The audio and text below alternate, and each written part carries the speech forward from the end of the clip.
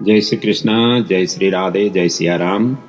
आज आप सभी के समक्ष मैं शुभ दीपावली के ये 5 दिन में किए जाने वाले व्रत, उपासना, आराधना, पूजन और इसके मुहूर्त आदि की विषय को लेकर के उपस्थित हुआ हूँ। और ये सभी समय पैसिफिक टाइम कैलिफोर्निया जोन से निकाल करके मैं आप तक पहुँचा रहा हूँ। कार्तिक मास हम सभी विदिती हैं। ये मास अभी अति पवित्र मास है। स्नान, पूजन और व्रत के लिए प्रसिद्ध मास है। धार्मिक कार्यों के लिए सर्वोत्तम मास माना गया है। और सभी मासों की अपेक्षा कार्तिक मास में सबसे ज़्यादा त्यौहार भी आते हैं। और इस मास में प्रत्येक दिन में किसी न किसी त्यौहार से सज्जित होता है। और इस मास को दामोदर मास भी कहा जाता है। भगवान श्री कृष्ण की, राधा कृष्ण की विशेष उपासना आराधना करने का ये मास है। तुलसी अर्चन करने का, तुलसी की प्रार्थना आराधना करने का ये मास है। साथ साथ में दीप दान करने का भी ये पवित्र और पुण्यदायी मास माना गया है। और इसी मास में चांद्रायण व्रत करने का भी विधान बताया गया है। ऐसे कई प्रसंगों से, कई त्योहारों से, व्रतों से, कई चीजों से जुड़ा हुआ ये मास है। आइए अब इस मास में जो शुभ दीपावली के जो 5 दिन है, जिसको यम पंचक कहा जाता है, यमराज स्वयं इन दिनों में अपने भगिनी यमुना के पास आकर के विराजते हैं और उनकी सेवा ग्रहण करते हैं। ऐसा पवित्र मास के अंतर्गत ये यम पंचक का पर्व। और यम पंचक में मूलतः देखा जाए तो पर्यावरण संरक्षण संवर्धन के लिए पशु पंक्षियों को विशेष महत्व देते हुए, जानवरों को विशेष महत्व दे करके उपासना आराधना करने का ये पर्व है। साथ साथ में हम कैसे महालक्ष्मी की आराधना उपासना करें, लक्ष्मी मूलतः क्या, किस तरीके से हमें प्राप्ति और वृद्धि हम कर सकते हैं आदि का इन दिनों में विशेष रूप से किया जाता है। आइए अब सरस्वती, जैसे कि मैंने वीडियो स्क्रीन में दिया हुआ हूँ कि 21 तारीख को रमा एकादशी का पर्व रहेगा, 22 तारीख को धनतेरस का पर्व रहेगा, 23 तारीख को छोटी दीपावली, 24 तारीख को बड़ी दीपावली अर्थात लक्ष्मी पूजन का महान पर्व रहेगा, 26 तारीख को अन्नकूट गोवर्धन पूजा का पर्व रहेगा और इसी दिन भैया दूज भी है। 29 तारीख को लाभ पंचमी और 30 तारीख को छठ पर्व का पर्व रहेगा। ये तो मैंने वीडियो स्क्रीन में दिया हुआ हूँ। अब इनके पीछे का जो महत्व है और किस तरीके से आराधना उपासना करनी चाहिए और इनकी मुहूर्त क्या है आदि का अब सरस्वती आप तक पहुँचा रहा हूँ। ये रमा एकादशी के दिन ये गोवत्स द्वादशी का पर्व भी इसी दिन होगा। इस दिन गौ की सेवा विशेष रूप से करना चाहिए। वैसे भी कहा गया है, गावो विश्वस्य मातरः, गौ हम सभी की माँ है। अपने माँ की स्तन्यपान करने के पश्चात गौ के ही दुग्ध, घृत, दधि आदि का ग्रहण करते हुए हमारा शरीर पोषण रहता है, पुष्टित होता है। इसलिए गाय हमारे विश्व की जननी है, सभी प्राणियों की जननी है, सभी प्राणियों की प्राण देने वाली माँ है। इसलिए गौ की सेवा करनी चाहिए। 22 तारीख को धनतेरस का पर्व है और इस दिन कुबेर का प्राकट्य हुआ है, धन्वंतरी भगवान का प्राकट्य हुआ है। स्वयं अमृत की कलश लेकर के भगवान विष्णु ही धन्वंतरी बन करके समुद्र मंथन से प्रकट हुए और सभी देवताओं को अमृत का पान करा करके सभी अजर अमर बने। इसीलिए ये पर्व उसी के स्मरण में विशेष रूप से धन्वंतरी की आराधना उपासना करते हुए करना चाहिए। धन्वंतरी की आराधना से हमारा शरीर निरोगिता रहता है, सुस्वास्थ्य, दीर्घायुष्य, बल, ऐश्वर्य से परिपूर्ण रहता है। इसलिए धन्वंतरी भगवान के स्वरूप के फोटो हो, मूर्ति हो, उनकी विशेष रूप से आराधना करें। नहीं हो तो भगवान विष्णु ही धन्वंतरी बनकर के प्रकट हुए हैं, उन्हीं के ही विग्रह के कोई भी स्वरूप हो उनकी ही आराधना उपासना करें। षोडशोपचार से, पंचोपचार से आदि से पूजन अर्चन करते हुए करना चाहिए और साथ साथ में कुबेर जी का भी प्रार्थना आराधना करनी चाहिए, जो धन को वो संरक्षण संवर्धन करते हैं। तो इसलिए कुबेर जी का भी स्मरण करते हुए आराधना उपासना करना चाहिए। और इस दिन यमराज के लिए दीपदान भी करना चाहिए। सायंकाल के समय में अपने घर के बाहर, चौराहों में, अपने जलाशय के पास, तुलसी की मोठ में, जहाँ जहाँ भी हो जितना बन सके दीपावली करना चाहिए, दीपों का दान करना चाहिए। और इसी दिन अपने पुराने जो धन है उनको धन को धोना भी चाहिए।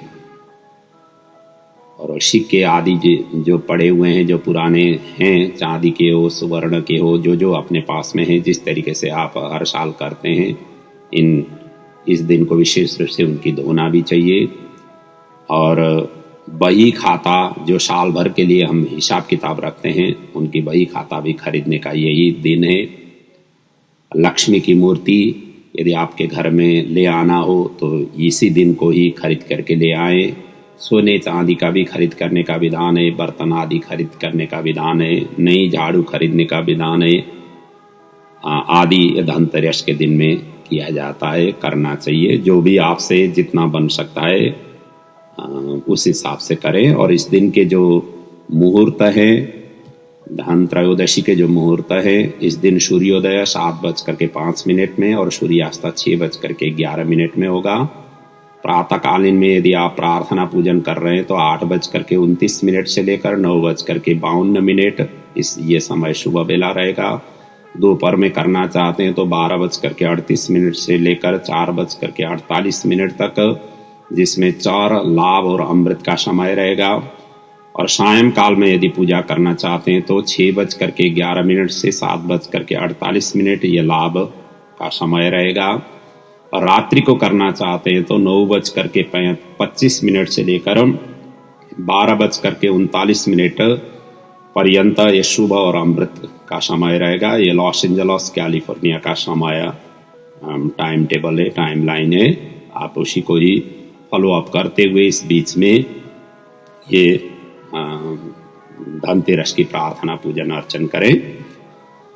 इसके पश्चात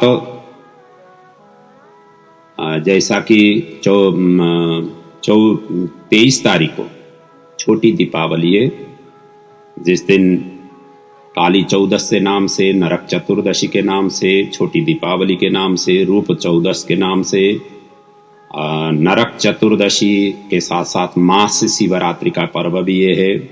और इस दिन हनुमान जी का प्राकट्य दिन भी है। हनुमान जी भी इसी दिन प्राकट्य हुए हैं। काली और भैरव हनुमान जी का विशेष प्रार्थना आराधना उपासना करने का भी ये पर्व है। ऐसा नरक चतुर्दशी का पर्व है। और इस दिन की कथा में भगवान श्री कृष्ण ने नरकासुर का वध किया था, ऐसा प्रसंग वर्णन आता है। इसलिए इस दिन की जो भी आराधना उपासना करने से हम भी शक्तिशाली, सक्षम और सबल बन सकते हैं। हमारे जितने भी नेगेटिविटी है, बैड थिंग्स है, वो सभी निर्मूल नष्ट हो करके सभी तरफ से पुण्य और सुयोग्य अवसर की उदय हो जाता है। इसलिए इस दिन का ये आराधना उपासना करें।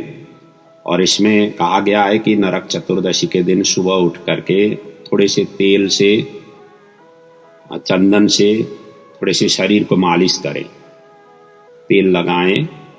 तेल लगा करके चंदन, यदि वो लगाना हो तो चंदन लगाएं, नहीं तो कम से कम तेल से अपने शरीर को थोड़ा मालिश करें, मर्दन करें। इसके पश्चात 5-10 मिनट के पश्चात ही स्नान करें, क्योंकि इस दिन कहा गया है कि तेल के स्नान करने से जितने भी अंदर की कमजोरियां हैं वो कमजोरियां बलिष्ठ हो जाती है। और तेल के मालिश करने के पश्चात स्नान करने से जितने भी पूर्व जो भी शरीर में स्थित हैं वो सभी समूल नष्ट हो करके शरीर सुस्वास्थ्य, सुदृढ़ और सबल, सक्षम इस तरीके से हो जाता है। तो इसलिए विशेष रूप से ये करना चाहिए। और इस दिन हनुमान जी का प्राकट्य भी हुआ है, इसलिए सुंदरकांड का पाठ, हनुमान चालीसा का पाठ, हनुमान अष्टक का पाठ, हनुमान सहस्त्र नाम का पाठ आदि का विशेष महत्व है, आदि करना चाहिए। काली मैया और भैरव जी की भी इस दिन विशेष रूप से उपासना आराधना करना चाहिए। 14 दिया यदि आप कर पाए तो बहुत ही बढ़िया है, क्योंकि 14 से, इसलिए 14 दिया कम से कम जलाएं उस दिन। और इस दिन अपने पूर्वजों के नाम से भी दिया दीपक दान करने का विधान है, और साथ साथ में यमराज के लिए भी दीपक दान करने का महत्व है। वैसे भी ये यम पंचक के दरमियान में दीपावली के स्वरूप से प्रत्येक दिन दिया जलाना चाहिए। अपने भगवान जी के सामने तो हम जलाते ही हैं, और आसपास घर के सभी तरफ जहाँ जहाँ हम प्रमुख रूप से हम आशीर्वाद लेना चाहते हैं, उन क्षेत्रों में तो विशेष रूप से जलाना चाहिए।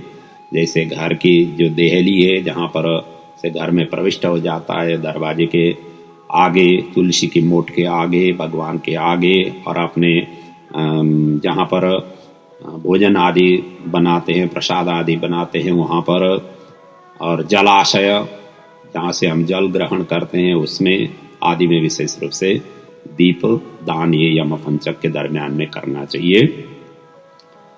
तो ये हो गई छोटी दीपावली और नरक चतुर्दशी हनुमान जयंती के विशेष में क्या क्या करें। और आइए अब 24 तारीख को शुभ दीपावली, बड़ी दीपावली का महान पर्व है। मैया लक्ष्मी का यह प्राकट्य दिन है।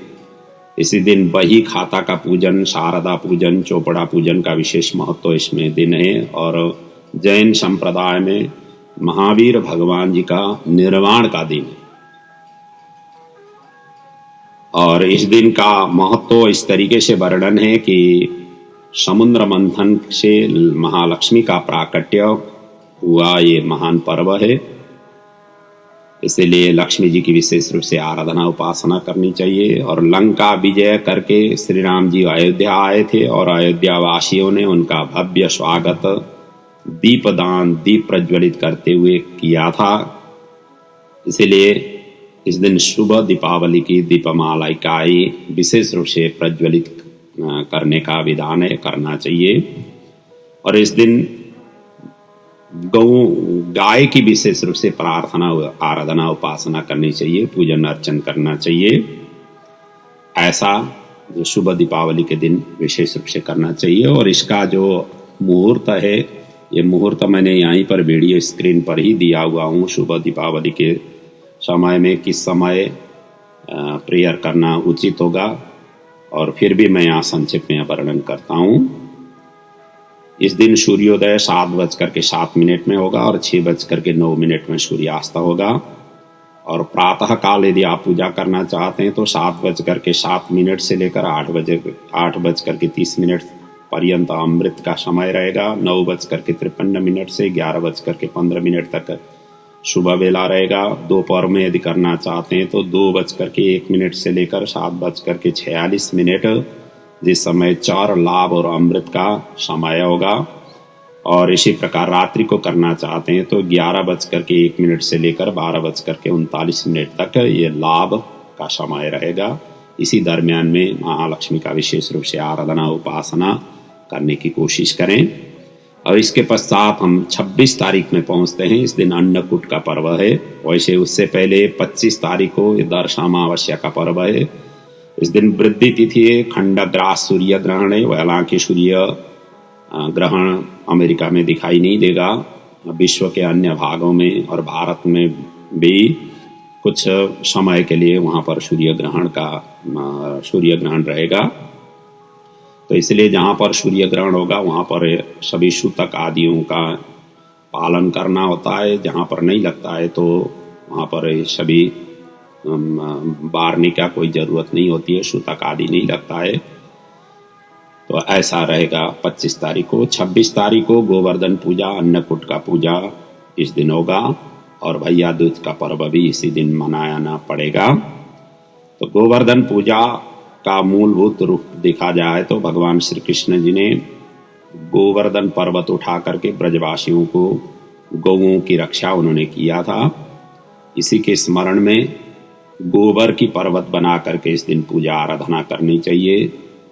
और वहाँ पर गोवर्धन पूजा करते समय ब्रजवासियों ने अपने अपने सामर्थ्य और शक्ति के अनुसार जितने भी व्यंजन आदि बना सके थे, पकवान व्यंजन आदि, वो तैयार करके गोवर्धन को भोग लगाया था। इसलिए मठ मंदिरों में इस दिन अन्नकूट का प्रसाद चढ़ाया जाता है, जिसमें कम से कम 56 प्रकार की प्रसाद होना शास्त्रों ने विशेष महत्व दिया गया है। और उससे ऊपर जितना भी बन सके ऐसे विविध व्यंजनों से भगवान ठाकुर जी को भगवान के दिव्य विग्रहों के सान्निध्य में इस तरीके से भोग लगाना चाहिए। और इस अन्नकूट के दिन मूलतः गौशाला आदि यदि आपके आसपास में हो तो वहाँ पर गौओं की सेवा करनी चाहिए, पूजा उनकी करें, भोजन घास चारा आदि प्रदान करते हुए सेवा करनी चाहिए। ऐसा ये गोवर्धन पूजा के दिन मूलतः करना चाहिए।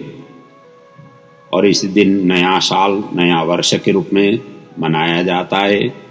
तो भारत के कई प्रांतों में इसकी आज से इस दिन से नया वर्ष की शुरुआत होती है। हालांकि हमारी विविध धर्मों से, विविध संस्कृतियों, सभ्यताओं से हमारा सनातन धर्म भरा हुआ है। और कई प्रांतों में, कई क्षेत्रों में अलग दिनों में नया वर्ष मनाया जाता है। आज आकर के मतलब जो ईस्वी संवत के आधार पर देखा जाए तो जनवरी 1 को नया साल मनाया जाता है। और कई प्रांतों में जैसे चैत्र की नवरात्रि आ जाती है, उन दिनों से नया वर्ष मनाने का विधान है। तो सभी के अलग अलग है, जहाँ जहाँ जैसे जैसे हमारी संस्कृति, सभ्यता, हमारी परंपरा चलती आ रही है, उस हिसाब से मनाते हुए अपने अपने संस्कार और सभ्यता को विकास करना चाहिए। आगे जा कर के इस दिन भैया दूज का पर्व रहेगा। और भैया दूज के लिए जो उपयुक्त समय है, ये सबसे पहले तो इस दिन सूर्योदय 7:09 में होगा, सूर्यास्त 6:07 में होगा। और द्वितीय तिथि प्रारंभ होगा 26 तारीख अक्टूबर को 2:12 रात्रि के समय 2:12 से प्रारंभ होगा। और समाप्ति होगी 12:15 रात्रि के समय में, ये अक्टूबर 27 तारीख को इस समय द्वितीय तिथि समाप्ति होगी। इसलिए भैया दूज का जो पर्व है कैलिफोर्निया, लॉस एंजल्स के टाइम के आधार पर 26 तारीख को ही मनाना श्रेयस्कर होगा। और इस दिन का जो समय है, प्रातः काल में यदि आप पूजन अर्चन करना है तो आप 7:09 से लेकर 9:53 ये लाभ और अमृत का समय रहेगा। दोपहर को करना चाहते हैं तो 11:16 से 12:38 तक ये शुभ वेला रहेगा। सायंकाल के समय में करना चाहते हैं तो 3:22 से लेकर 6:07 तक ये चर और लाभ का समय रहेगा। यदि अब रात्रि को करना चाहते हैं तो 7:45 से लेकर 11 बजे तक शुभ और अमृत का समय रहेगा। अब जैसे जैसे अपने पास में समय हो, जिस तरीके से आपका अनुकूल हो, उस तरीके से आप ये भैया दूज की जो पर्व है अपने भगिनी के हाथ से, अपने बहन के हाथों से टीका ग्रहण करना, उपहार आदि का लेन देन, लेना देना जो भी करना है, जिस तरीके से आप मनाते आ रहे हैं उस तरीके से करना चाहिए। और इन पर्वों में जितना बन सके पवित्र आचरण करते हुए पवित्र आराधना उपासना करें। और आगे जा कर के जो लाभ पंचमी का पर्व है, जिन्होंने दीपावली के दिन प्रार्थना पूजन अर्चन करने का अवसर नहीं मिला, अनुकूल नहीं हुआ, तो ये लाभ पंचमी का दिन करने का महत्व रखता है। और ये वैसे भी लाभ पंचमी सभी प्रकार की शुभ कार्यों के लिए अत्यंत पवित्र पर्व माना जाता है। और कोई भी कार्य आप इस दिन करेंगे तो मतलब प्रारंभ करेंगे तो सभी लाभ ही लाभ रहता है, इसलिए ऐसा लाभ पंचमी का पर्व है। और 30 तारीख को छठ पर्व होगा। इस दिन भगवान सूर्य नारायण की विशेष रूप से आराधना उपासना किया जाता है। बड़ा ही कठोर ये व्रत है। और जो माताएं, जो भाई, जो बहन जो भी रखते हैं व्रत, उन सभी को मालूम है इस दिन सुबह सूर्य नारायण की दर्शन करते समय वहाँ पर विशेष रूप से आराधना उपासना, उगते हुए सूर्य की, छिपते हुए सूर्य की, और दूसरे दिन उगते हुए सूर्य की, इस तरीका का ये व्रत रहता है। उस तरीके से उनकी आराधना उपासना, नदी के जलाशय में जा करके, जलाशय में स्नान आदि करने के पश्चात सुंदर मंडप बना करके सूर्य की विशेष रूप से आराधना उपासना करना चाहिए। द्वादश सूर्य का स्वरूप है, इसलिए द्वादश चौरस मंडल बना करके सूर्य भगवान की उस तरीके से चौरस मंडल में पूजा अर्चना करनी चाहिए। अनेक प्रकार की नैवेद्य आदि अर्पण करना चाहिए। रात्रि को दिन भर निराहार रहे, रात्रि को जागरण करें, उत्सव आदि मनाते हुए दूसरे दिन उगते हुए सूर्य के फिर जलाशय में डुबुलकी लगा करके स्नान आदि करने के पश्चात अर्घ्य दे करके फिर ही इस व्रत का समापन होता है। इस तरीके का महान पर्व है। तो इन पर्वों का इसी तरीके से आप आराधना उपासना करें। और इन्हीं के साथ कई भक्तों ने बड़ी जिज्ञासा रखी थी कि कौन कौन सी पर्व किस किस दिन है, किस किस समय में उपयुक्त होगा पूजा अर्चना करने का। इसलिए कई मैसेज के माध्यम से, कई लोगों के माध्यम से हमारे पास में बार बार इस तरीके से जिज्ञासा रखने पर ये मैंने वीडियो तैयार करके आप तक पहुंचाने की कोशिश किया हुआ हूँ। आशा है आप सभी इससे लाभान्वित होते हुए अपने आराधना उपासना को सहज और सरल बनाएं। इन्हीं शब्दों के साथ आप सभी का बहुत बहुत शुभ दीपावली की बहुत शुभकामनाएं और जीवन की हर मोड़ हर परिस्थितियों में आपकी कामयाबी के ऊपर, कामयाबी के शिखर पर आप आरूढ़ हो सके, ऐसे आशीर्वाद ये शुभ दीपावली हम सभी के लिए, हम सभी के घर के लिए, परिवार के लिए सदा सदा सर्वदा उस तरीके से आशीर्वाद देने योग्य देने हो, अर्थात देते हुए इस तरीके से जाए ताकि हमारे जीवन सुमधुर रहे, सुखद रहे। इन्हीं शब्दों के साथ आप सभी को विदा लेता हूँ, प्रणाम करता हूँ। ओम नमो भगवते वासुदेवाय। जय श्री कृष्ण, जय श्री राधे।